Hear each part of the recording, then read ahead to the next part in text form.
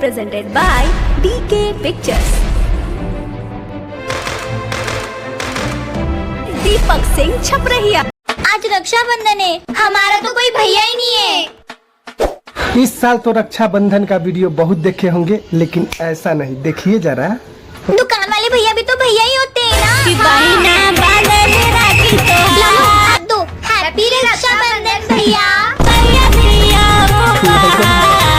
Thank you भैया। Thank you भैया। रुकिए जरा, सबर कीजिए, आगे भी है।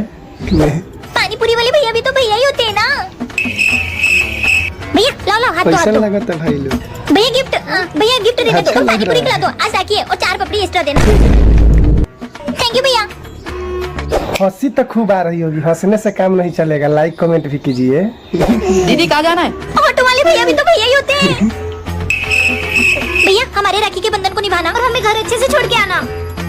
चलो चलो चलो भैया, फ्री में छोड़ना, आज राखी है। और हाँ, शगुन तो दो भैया, पैसे तो दो। शगुन शगुन।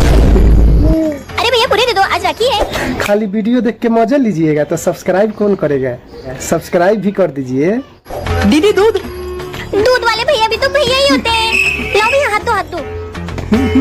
मेरे प्यारे भैया, आज हम दूध तपेली में नहीं लेंगे, पूरी केटली ले लेंगे शगुन के तौर पे। भैया भैया केटली कर ले जाना। बाय। अच्छा लगा हो तो लाइक कमेंट शेयर सब्सक्राइब जल्दी कीजिए, ताकि हम दूसरा वीडियो बना के फिर डालें। प्रणाम।